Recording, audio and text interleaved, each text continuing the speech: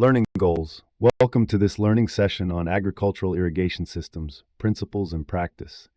In this course, we shall address introduction, concepts and system selection, overview of irrigation methods, surface and subsurface irrigation techniques, drip irrigation, systems, advantages, limitations, sprinkler irrigation, systems, advantages, limitations. There will be a quiz at the end to test your knowledge. Introduction to modern irrigation systems. Modern irrigation systems are crucial for sustainable agricultural production, especially in regions like Ghana, where farming heavily relies on seasonal rainfall. This dependence often leads to inconsistent crop yields and limits year-round cultivation. Implementing efficient irrigation ensures a stable food supply and economic stability for globally.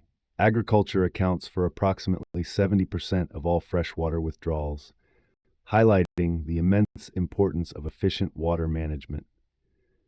This course will equip you with the knowledge to select and apply appropriate irrigation methods for various crops and ornamental plants, considering their specific water needs and environmental conditions.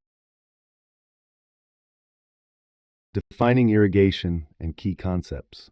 Irrigation is the artificial application of water to soil or land to assist in the growth of crops, maintain landscapes, and revegetate disturbed soils, particularly in dry areas or during periods of insufficient rainfall. This practice is essential for overcoming natural water limitations and ensuring crop viability. Historically, irrigation dates back thousands of years, with ancient civilizations developing sophisticated systems like canals and aqueducts to divert water for agriculture.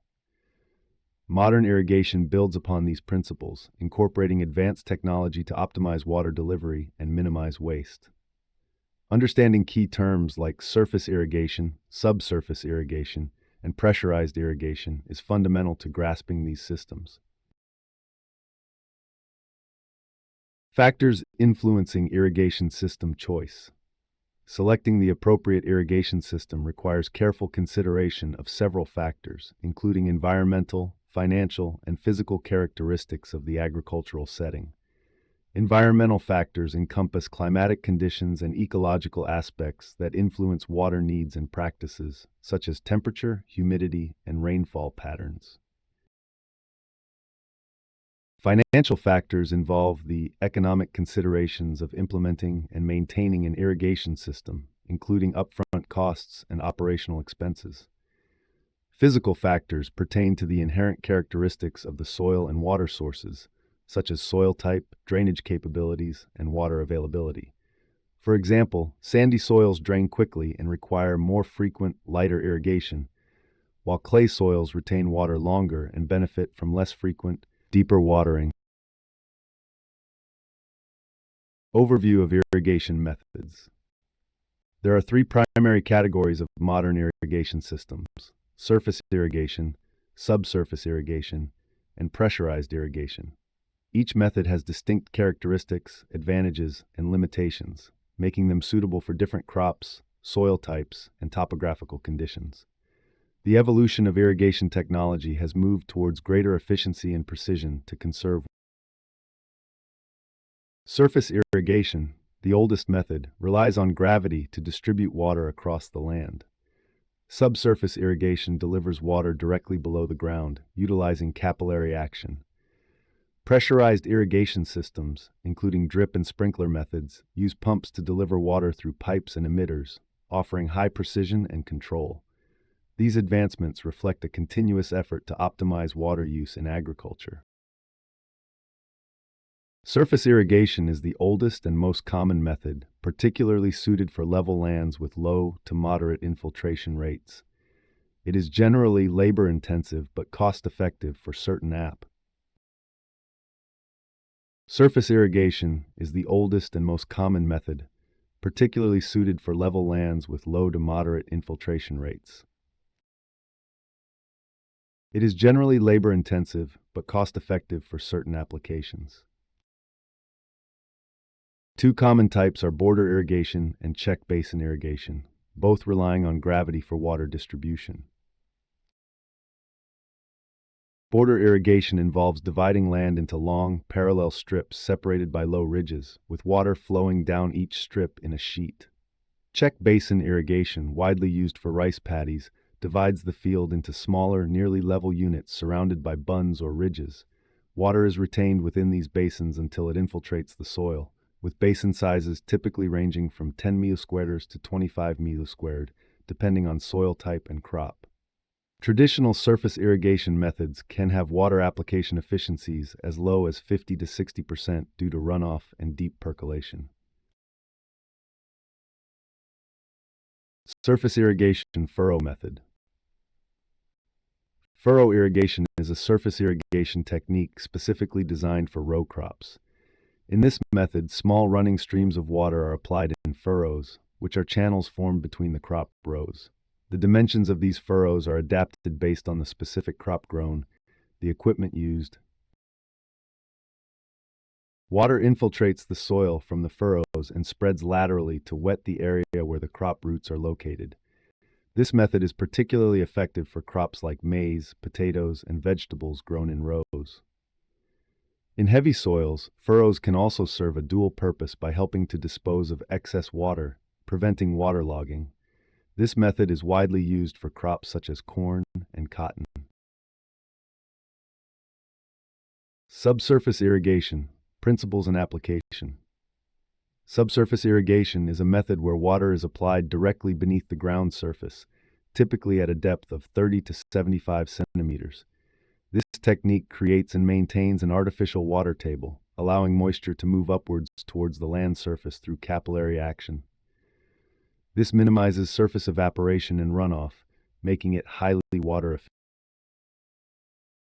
Water is usually applied through underground field trenches, laid 15 to 30 meters apart, or via open ditches, which are often preferred for their lower cost and suitability for various soil types.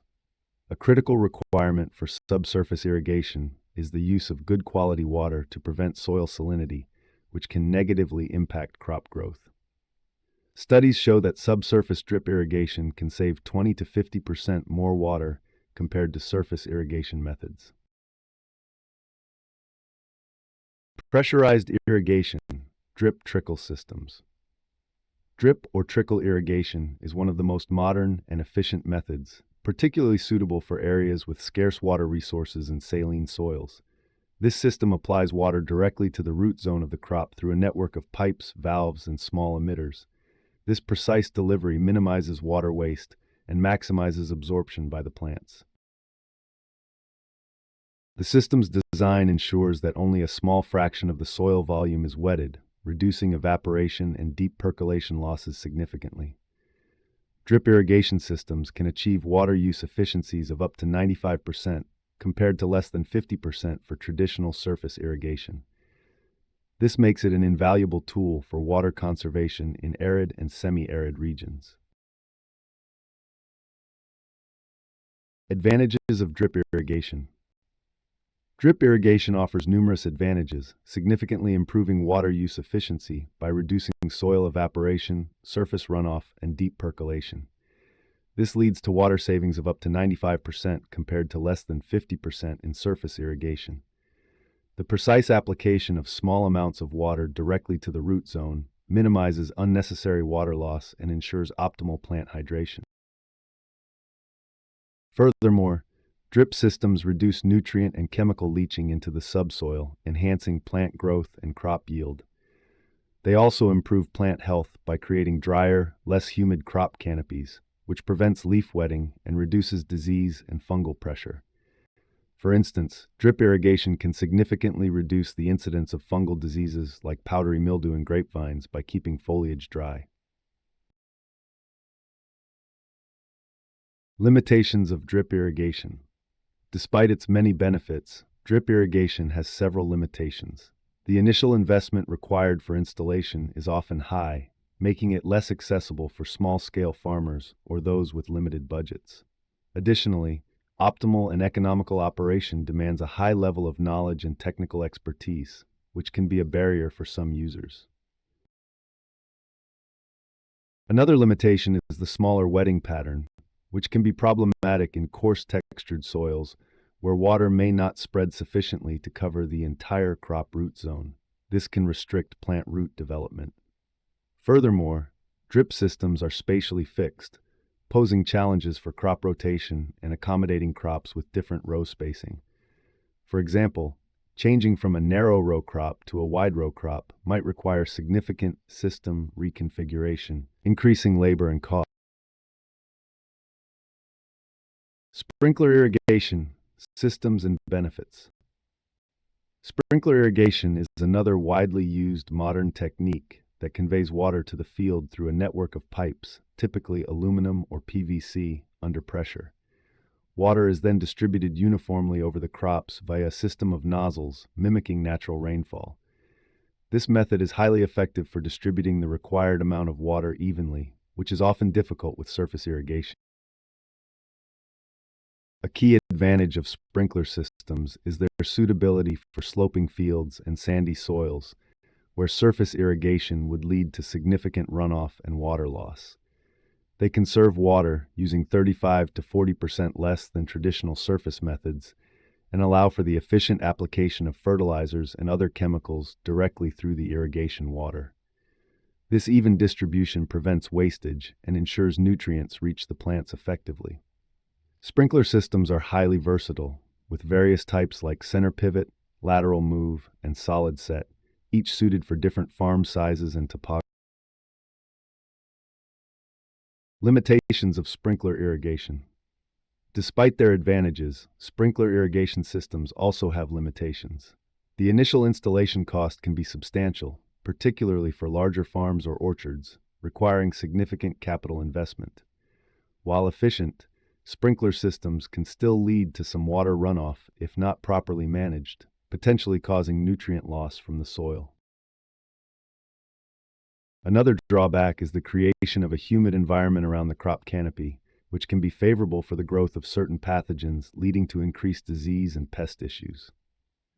Furthermore, a significant amount of water can be lost to evaporation, especially in hot, windy conditions, reducing overall water efficiency. Studies indicate that evaporation losses from sprinkler irrigation can range from 10% to 30%, depending on climate and system design. Summary. Well done, you have completed the course Agricultural Irrigation Systems, Principles and Practice.